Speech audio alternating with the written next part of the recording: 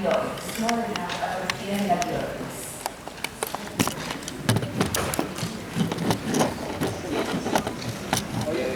Bien, para comenzar podríamos decir que la diabetes no es como se piensa inmediatamente, uno piensa en el metabolismo de la glucosa, no necesariamente siempre es el metabolismo de la glucosa, también afecta el metabolismo de los lípidos y de las proteínas.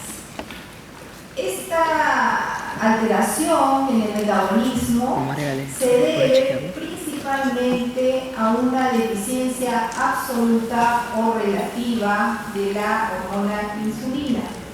Decimos una deficiencia absoluta cuando realmente no existe la hormona, ¿no? Como es en el caso de la diabetes tipo 1.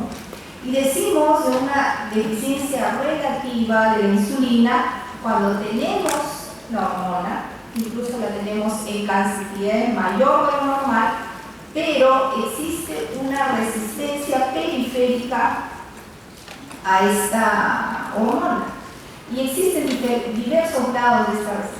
Puede ser una resistencia leve o una resistencia más diseminada por el organismo.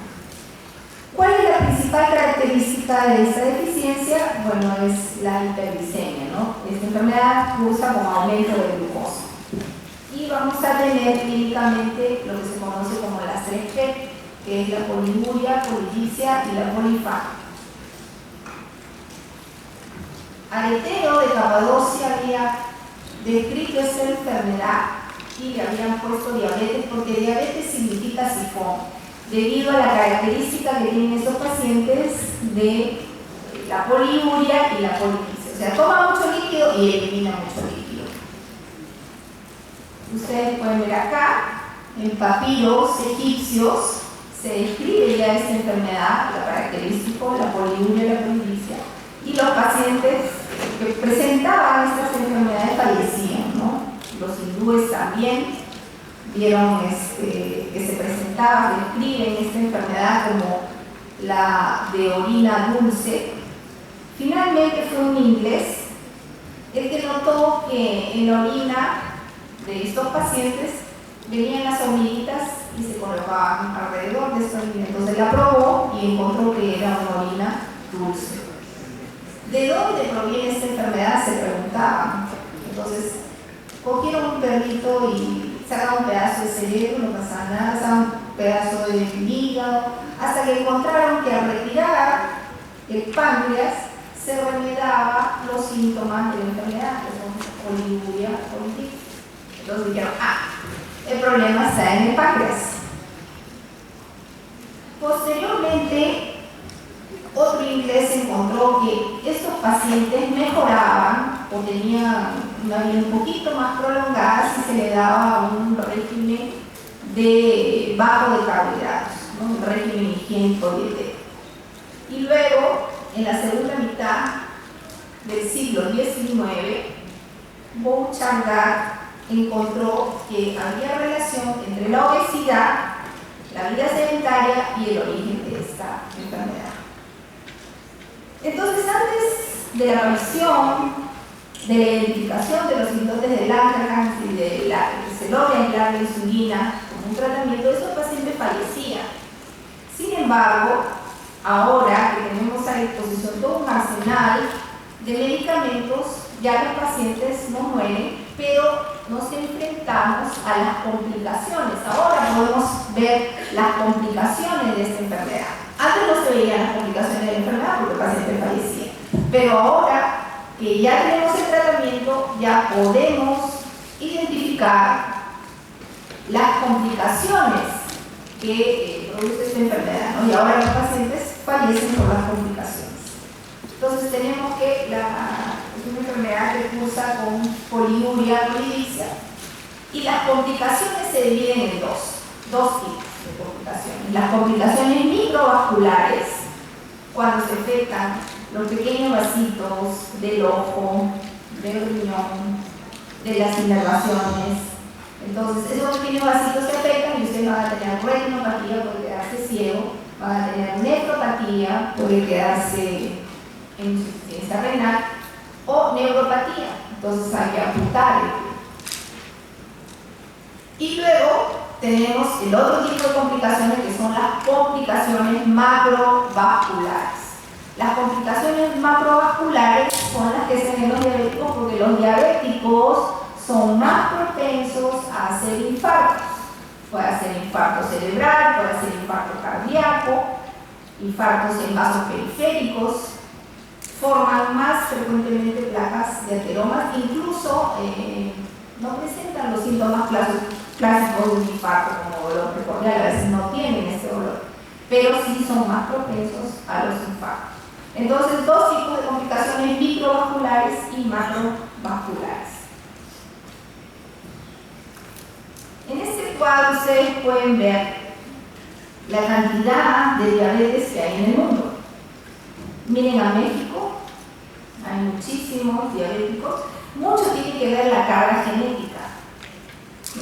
Entonces, y por otro lado, la proyección de la diabetes, que se proyecta para el año 2035, que va a ser casi el doble de los diabéticos que tenemos en la actualidad.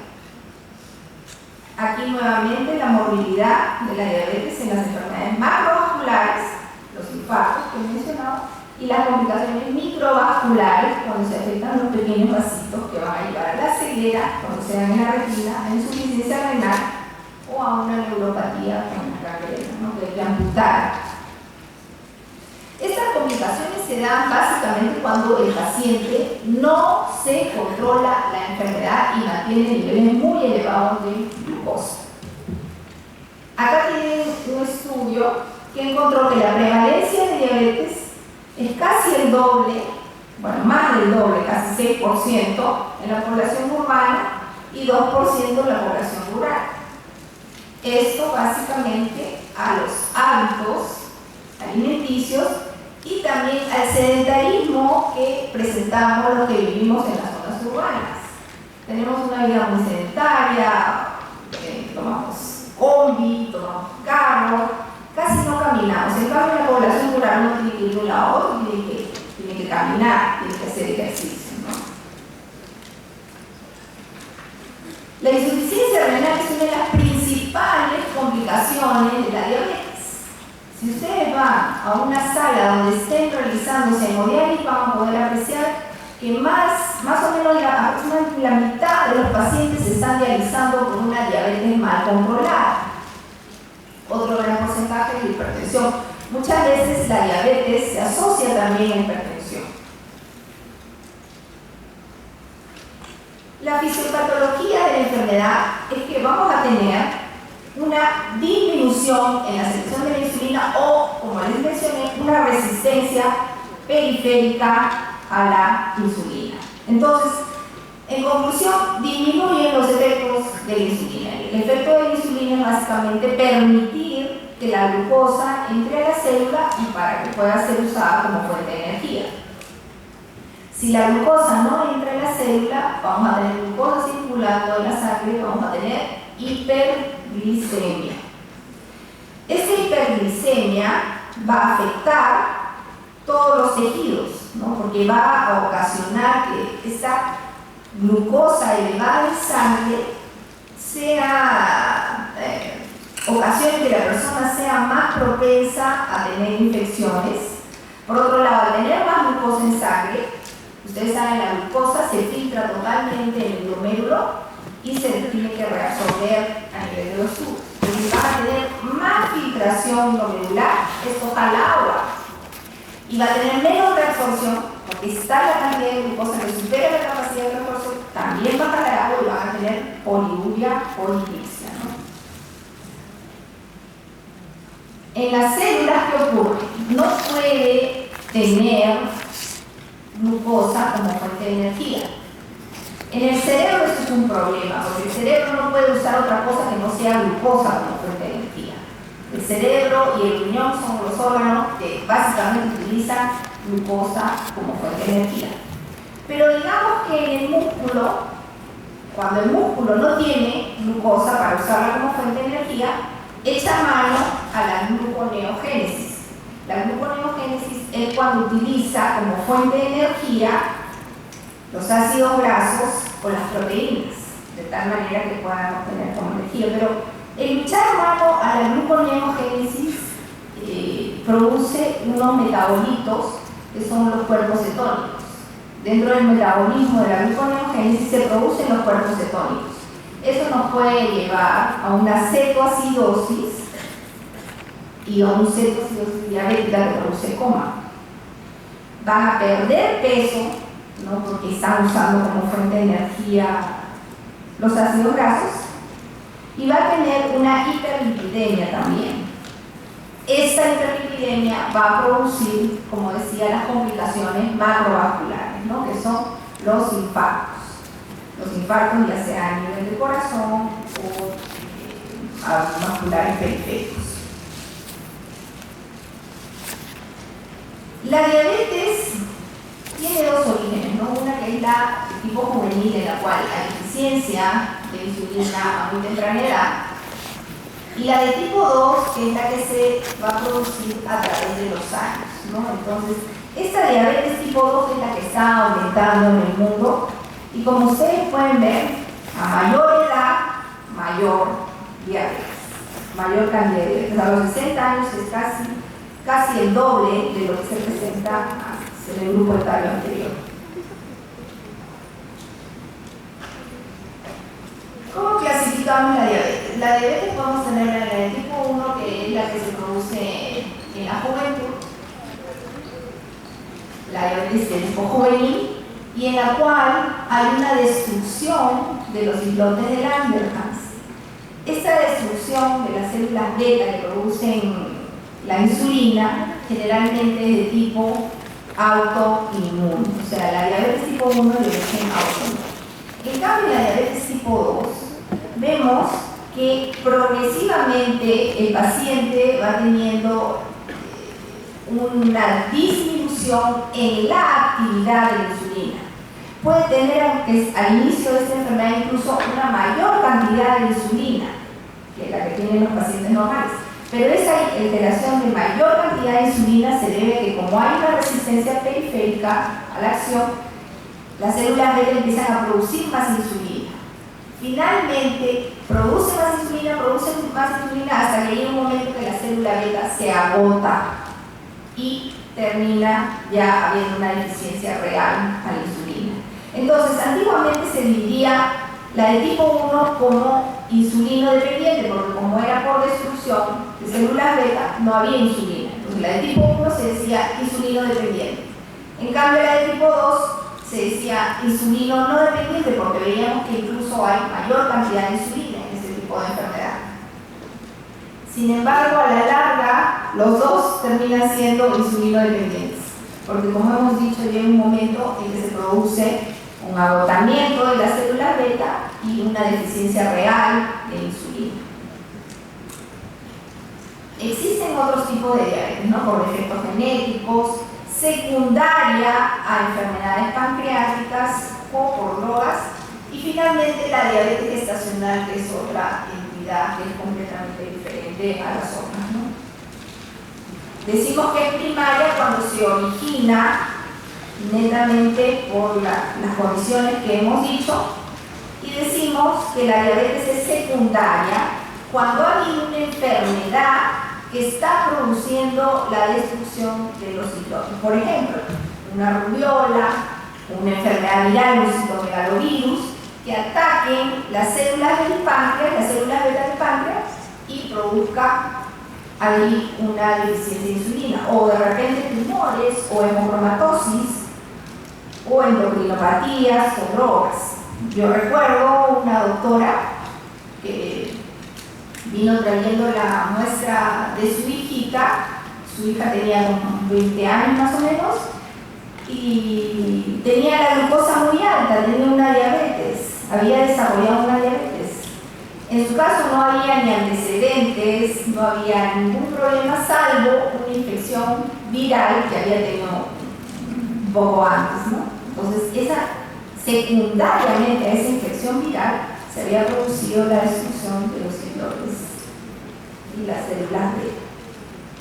Entonces, primaria cuando se origina en estas entidades que hemos clasificado, y secundaria es cuando la diabetes se desarrolla producto de una condición externa que hace la destrucción de las células beta.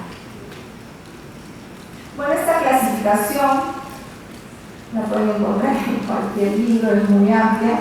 Acá vamos a hablar de las cosas más frecuentes, no de las raras. Estos son los islotes. Los islotes del páncreas producen dos hormonas muy importantes que son completamente opuestas. Una es la insulina y otra es el glucagón. Entonces ustedes pueden ver el islote. Las células beta son las que se encuentran más cercanamente al punto de irrigación, ¿no? Porque se secreta la insulina y la beta. Las células alfa que producen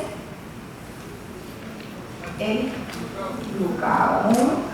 Luego tenemos las células delta que producen la somatostatina, ¿correcto? Y luego las que producen el polipéptido pancreático. Entonces, las células beta van a secretar la insulina como una molécula de preproinsulina. Esa molécula de preproinsulina va a perder los extremos y va a quedar convertida en una molécula de proinsulina. Y finalmente sufre la acción de la ruptura y nos va a liberar un péptido C y la molécula de insulina. Ustedes pueden ver que es directamente proporcional la cantidad de insulina que se produce a la cantidad de péptido C que se produce. Es exactamente la misma cantidad. Por lo cual, muchas veces preferimos dosar el péptido C que la propia insulina. Porque la insulina, ya produciéndose, como está tan cerca de irrigación, inmediatamente es metabolizada, es usada. En cambio, el péptido C no. El péptido C, tal como se produce, ahí va quedando y es directamente proporcional a la cantidad. Entonces voy a tener una idea más real de cuánta insulina se está produciendo si yo doso el péptido C. Este es un cuadro sinóptico de la diabetes tipo 1.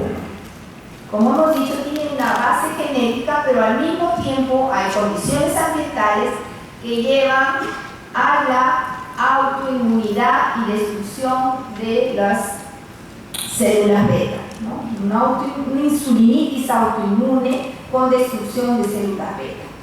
Esto lleva a una deficiencia absoluta de insulina y la diabetes tipo 1, que tienen que inyectarse a estos pacientes porque realmente no tienen insulina, ¿no? En este cuadro de una lámina de patología, ustedes ven el islote y ven un montón de puntitos moraditos que son los linfocitos que están destruyendo los islotes. O sea, ustedes ven ahí la insulinitis que está llevando a la autodestrucción de los islotes del páncreas. Ahora, los anticuerpos que producen esta destrucción de las células beta pueden ser dirigidos a diferentes componentes de las células beta. Los más frecuentes son los anticuerpos contra la glutámico ácido descarboxilasa, también se llama GAD, anti-GAD. Entonces, uno encuentra estos anticuerpos y se están destruyendo dentro de las células beta. También hay anticuerpos contra la insulina o contra la proinsulina, etc. En estos pacientes de diabetes tipo 1, en los cuales está un mecanismo de autoinmunidad presente, tiene que haber la destrucción de una cierta cantidad. O sea, al momento de producirse la autodestrucción, normalmente el páncreas trata de compensar esa destrucción echando mano a mayor producción de los otros islotes, ¿no? Hasta que llega un momento en que se destruye una masa crítica de células beta y entonces empieza la manifestación de la diabetes. Antes vamos a tener los anticuerpos, ustedes van a poder encontrar anticuerpos anti-GAD, anti-insulina, antiproinsulina, encuentran los anticuerpos, pero todavía no encuentran las manifestaciones clínicas de la diabetes. Cuando ya se destruye un gran porcentaje, que es la masa crítica de células beta, recién ahí aparecen las manifestaciones clínicas de la diabetes tipo 1. En la diabetes tipo 2 ocurre lo contrario, no es nada de autoinmunidad, es una enfermedad que va a producir a través de los años, se va produciendo una cierta resistencia a la insulina, que va incrementándose esta resistencia, el organismo va necesitando más insulina para realizar el mismo trabajo, entonces produce más, hasta que llega un momento que se agotan las células beta de producir tanta insulina y empieza la deficiencia, ¿no? Pero esta circunstancia que se da a través de muchos años necesita una base genética. Entonces son dos cosas que actúan ahí. Una carga genética que tiene que estar presente y los factores ambientales. Realmente los factores ambientales incluyen una dieta muy mala, un sobrepeso, poca actividad física. Todo eso lleva a que si es una persona que tiene una base genética, por ejemplo mi abuela que ha sido diabética, mi abuelo que ha sido, ya tengo una carga genética y le agrego estos factores ambientales como es el sobrepeso, sedentarismo, voy a desarrollar la diabetes tipo 2 a través de los años.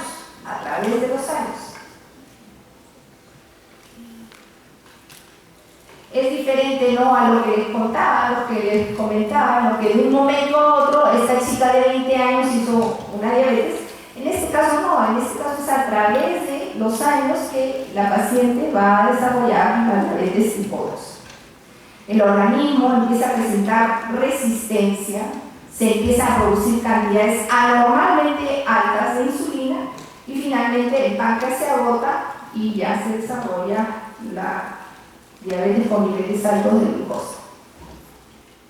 Esto es para que vean, tenemos 3 personas con los mismos factores ambientales, como son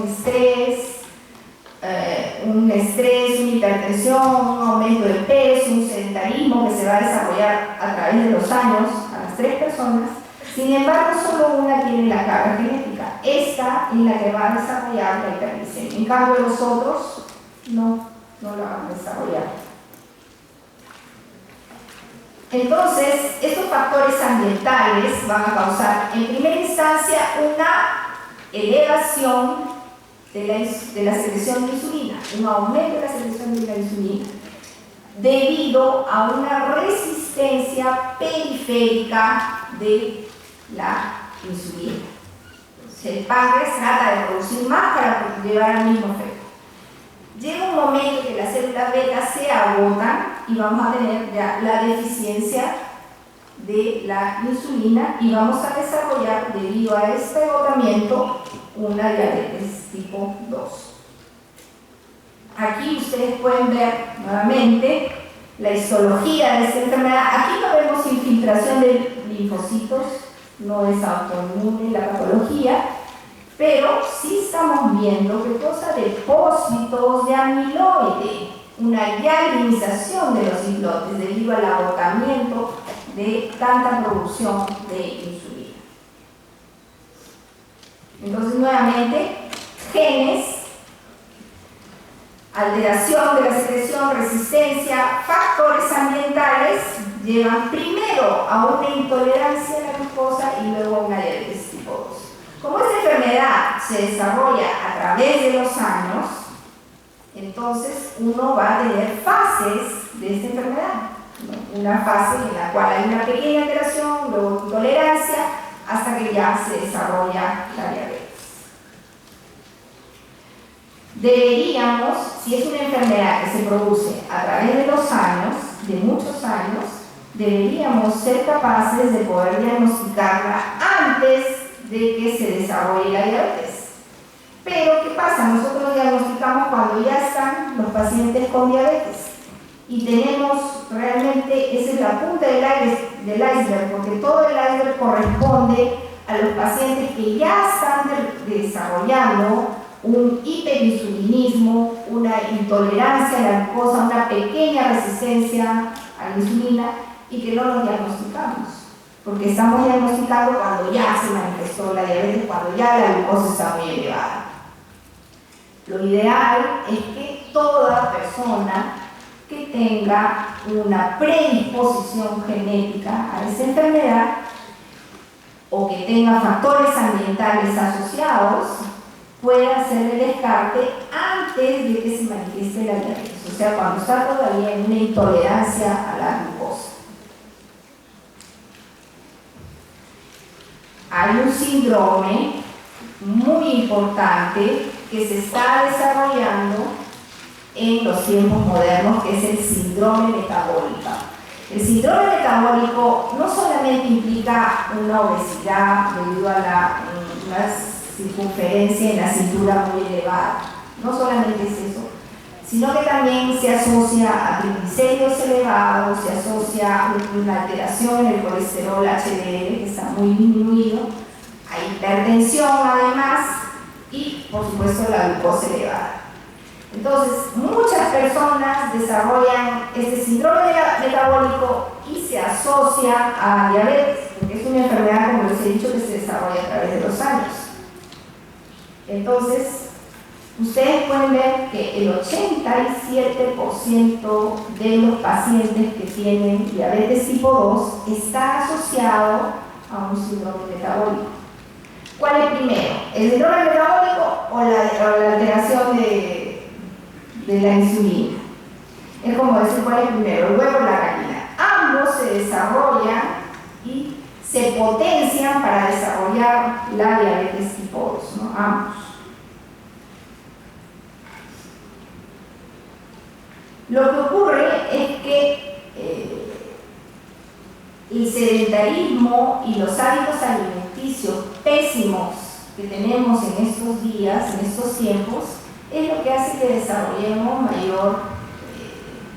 mayor cantidad de pacientes, mayor prevalencia de la diabetes. Muchas personas, todos ustedes comen a veces sin hambre. Uno no tiene hambre, no come, pero a pesar de que no tienes hambre, comida una papita o un sanguchito, a veces sin hambre estamos comiendo. Y el sedentarismo es otro, porque es una época en la cual no hay tiempo, nos movilizamos para 4 cuadras, movilizamos y manejamos, no caminamos, no hacemos ejercicio. Entonces, ustedes pueden ver la prevalencia, ¿no? Cuando el índice de masa corporal es menos de 24, es muy baja la incidencia de diabetes. En cambio, cuando el índice de masa corporal es más de 26, y además acá dividido en 3, ¿no? Personas que hacen menos de 500 kilocalorías de ejercicio. Entonces, es mucho mayor el porcentaje de diabetes. Entonces, está asociado no solamente a sobrepeso, sino también a sedentarismo. Porque ¿quién consume la glucosa? La que consume la glucosa es el músculo, básicamente, que lo usa como fuente de energía. Si no nos movemos, no consumimos, está circulando. Los hábitos alimenticios que tenemos ahora, ¿no? Gaseosas, hamburguesas, papas fritas. Antiguamente el hombre primitivo, cuando tenía hambre, tenía que conseguir su alimento y eso le significaba un gran trabajo. Ir a cazar, ir a recolectar su alimento, era un gran trabajo. Ahora lo tenemos al alcance de la mano.